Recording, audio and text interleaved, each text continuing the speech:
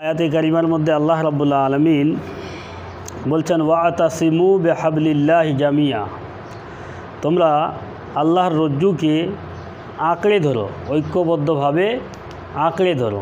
এখানে আল্লাহর রজ্জু বলতে কেতাবুল্লাহ, আল্লাহর কেতাবকে আঁকড়ে ধরো। ওয়ালা তাফাররাকু, আর তোমরা বিভিন্ন দলে বিভক্ত হইও না। মুসলিমদের মধ্যে একটা হচ্ছে ইফতিরাক আর একটা হচ্ছে ইখতিলাফ। ইফতিরাক মানে বিভিন্ন দলে বিভক্ত হওয়া, আর ইখতিলাফ মানে কোনো একটা মাসলাকে কেন্দ্র করে মতবিরোধ থাকতেই পারে, এটা জায়েজ, এটা উত্তম, সেটা আলাদা বিষয়। ইখতিলাফটা হতে পারে, কিন্তু ইফতিরাক মানে বিভিন্ন দলে বিভক্ত হওয়াটা এটা চরমভাবে নিষিদ্ধ, হারাম।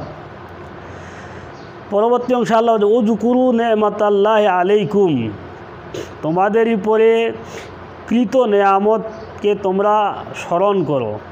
আল্লাহ রাব্বুল আলামিন তোমাদেরকে যে নেয়ামত প্রদান করেছিলেন সেই নেয়ামতকে তোমরা কী করো? স্মরণ করো। তো এই আয়াতে আল্লাহ তাআলা কোন নেয়ামতের কথা বলেছেন?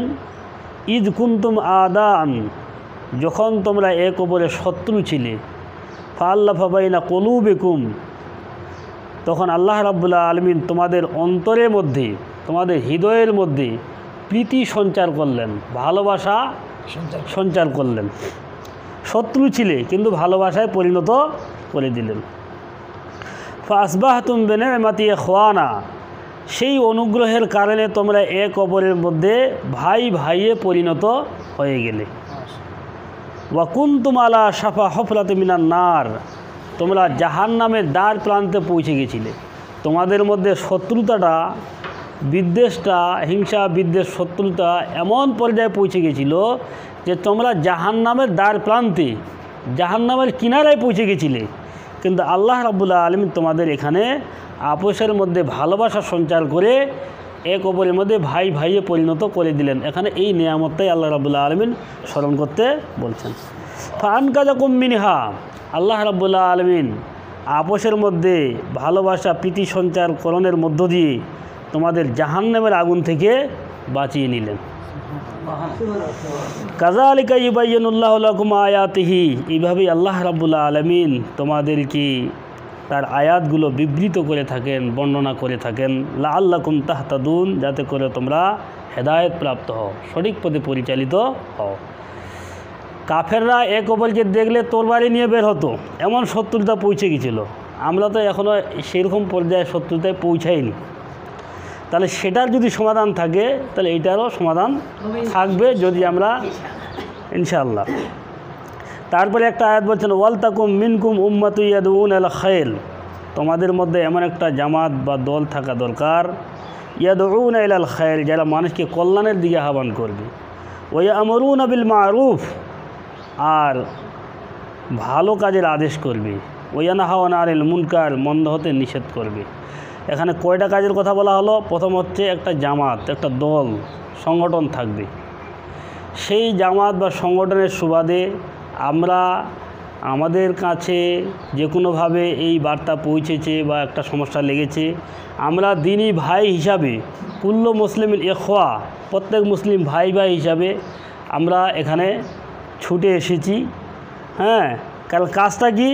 ইয়াদউনা ইলাল খায়র, মানুষকে ভালো কাজের দিকে, কল্যাণের দিকে আহ্বান করা, মন্দ হতে নিষেধ করা, এই ভালোর আদেশ করা, মন্দ হতে নিষেধ করা।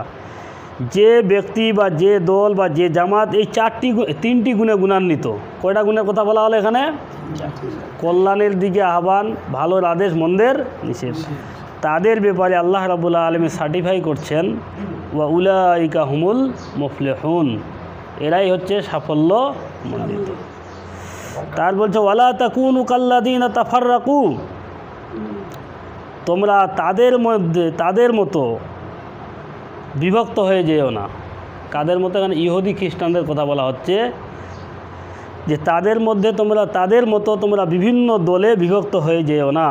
ওয়াখতালাফু, তারা কি করেছিল? মিন বাদি মা জাআহুমুল বায়্যিনাত, স্পষ্ট প্রমাণাদি, স্পষ্ট দলিল আসার পরেও তারা মতবিরোধ করেছিল। কারা? ইহুদি খ্রিস্টানরা। তো আল্লাহ বলছেন স্পষ্ট দলিল আসার পরেও তোমরা কিন্তু তাদের মতো বিভিন্ন দলে বিভক্ত হয়ে যেও না। উলাইকা লাহুম আযাবুন আযীম। আর যারা স্পষ্ট দলিল আসার পরে বিভিন্ন দলে বিভক্ত হয়ে যাবে তাদের জন্য রয়েছে যন্ত্রণাদায়ক শাস্তি। তো এই আয়াতগুলো আমাদের এটাই শিক্ষা দেয় যে মুসলিমদের মধ্যে কোনো রকম কোনোভাবে ফাটল ধরানো যাবে না, বিভিন্ন দলে বিভক্ত হওয়া যাবে না। মানুষ পৃথিবীতে আসার পরে বিভিন্ন সমস্যা হতে পারে, হবে, যত সমস্যা আছে তত সমাধান আছে। সূরা মায়েদার 3 নম্বর আয়াতে আল্লাহ রাব্বুল আলামিন ইসলামকে পরিপূর্ণ বলে ঘোষণা করেছেন। ইসলাম পরিপূর্ণ তো নাকি এটা বিশ্বাস করি তো আমরা? পরিপূর্ণ বলে ঘোষণা করেছেন। পরিপূর্ণ মানে কি? ইসলাম পরিপূর্ণর অর্থটা আমরা কি বুঝি? মানে মানুষ জন্ম থেকে মৃত্যু পর্যন্ত ইবাদতের যা দিক আছে সেগুলো তো আছেই, চলাফেরা, লেনদেন, গণ্ডগোল, কাজিয়া, ঝগড়া ঝাঁটি, সমস্ত কিছুর বিধান আল্লাহ রাব্বুল আলামিন কোরআন এবং সুন্নাহর মধ্যে দিয়েছেন। তারপরে আল্লাহ রাব্বুল আলামিন কমপ্লিট বলে ঘোষণা করেছেন। তাছাড়া আল্লাহ রাব্বুল আলামিন সূরা নাহলের 89 নম্বর আয়াতে বলছেন যে নাজ্জালনা আলাইকাল কিতাব তিবিয়ানাল লিকুল্লি শাই। হে নবী, আমি তোমার উপরে এমন একটা কিতাব অবতীর্ণ করেছি কোরআন হাদিস মানার ক্ষেত্রে মনের মধ্যে যাতে আমরা কোনো রকমের কোনো কুণ্ঠাবোধ না থাকি। এরকম হতেই পারে যে একটা যে কোনো ফায়সালা, শরীয়তের যে কোনো একটা ফায়সালাটা আমার পক্ষ হতে পারে, বিপক্ষ হতে পারে তো নাকি? কিন্তু একজন মুসলিম হিসাবে ফায়সালা আমার পক্ষে যাক আর বিপক্ষে যাক, কোরআন হাদিস যেটা বলবে মুসলিম হিসাবে সেটাই আমার পক্ষ, এটা আমরা বিশ্বাস করি তো নাকি? করি। কারণ আল্লাহ রাব্বুল আলামিন সূরা নিসার 65 নম্বর আয়াতে বলছেন যে কোনো বিষয়ে কেবলমাত্র বিচারক হিসাবে মেনে নিতে হবে কাকে? মুহাম্মদ সাল্লাল্লাহু আলাইহি সাল্লামকে। মানে আল্লাহ রাব্বুল আলামিন মুহাম্মদ সাল্লাল্লাহু আলাইহি সাল্লামের মাধ্যমে সমাধানগুলো দিয়েছেন। সূরা নিসার 65 নম্বর আল্লাহ বলছেন ফালা ওয়া রাব্বিকা লা ইউমিনুন হাত্তা ইউহাক্কিমুকা ফীমা শাজারা বাইনাহুম। আল্লাহ রাব্বুল আলামিন এখানে কসম খেয়ে বলছেন, হে মুহাম্মদ, তোমার রবের কসম। তোমার রব মানে কার? আল্লাহ নিজেরই কসম খাচ্ছেন। ফালা ওয়া রাব্বিকা লা ইউমিনুন, তোমরা ততক্ষণ পর্যন্ত মুমিন বা বিশ্বাসী হতে পারবে না। কতক্ষণ পর্যন্ত? হাত্তা ইউহাক্কিমুকা ফীমা শাজারা বাইনাহুম, যতক্ষণ পর্যন্ত তারা তাদের বিবাদীয় বিষয়ে তোমাকেই ফায়সালাকারী হিসাবে মেনে না নেয়। তোমাকেই বলতে কাকে? মুহাম্মদ সাল্লাল্লাহু আলাইহি সাল্লামকে বিচারক হিসাবে মেনে না নেয়। তারপর ওয়ালা ইয়াজিদু ফি আনফুসিহিম মিম্মা কাযাইতা, আর তোমাকে বিচারক হিসাবে মেনে নেওয়ার পর তুমি যে বিষয়ে ফায়সালা দিবে সেটার ব্যাপারে তাদের মনে যাতে কোনো রকমের দ্বিধাবোধ বা কুণ্ঠাবোধ না থাকে। ওয়ায়ুসাল্লিমু তাসলিমা, এবং তারা যেন সেটা সর্বান্তকরণে মেনে নেয়। তাহলে এখানে বোঝা যাচ্ছে যে কোনো সমস্যা হলে সমাধান হিসাবে ফিরে যেতে হবে কোরআন সুন্নাহর দিকে, যেটা সূরা নিসার 59 নম্বর আয়াতে আল্লাহ রাব্বুল আলামিন বলছেন ফাইন তানাজাতুম ফি শাইইন, যদি তোমাদের মাঝে শরীয়তি কোনো বিষয়ে মতবিরোধ হতে পারে, যেমন এটা একটা সমস্যা হয়েছে, তাহলে আল্লাহ ফায়সালার রাস্তাটা বলে দিচ্ছেন। কে বলে দিচ্ছেন? আল্লাহ। কি দিচ্ছেন? ফারুদ্দুহু ইলাল্লাহি ওয়ার রাসূল, সেই বিতর্কিত বিষয়টা নিয়ে ফিরে যাও কোথায়? আল্লাহর দিকে এবং আল্লাহর রসুল সাল্লাল্লাহু আলাইহি সাল্লামের দিকে। ইন কুনতুম তু'মিনুনা বিল্লাহ, কত বড় শর্ত দিচ্ছেন, যদি তুমি আল্লাহ এবং পরকালের উপরে বিশ্বাসী হয়ে থাকো।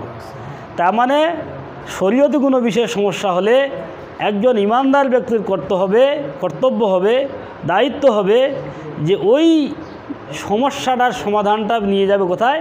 আল্লাহ রসুলের দিকে।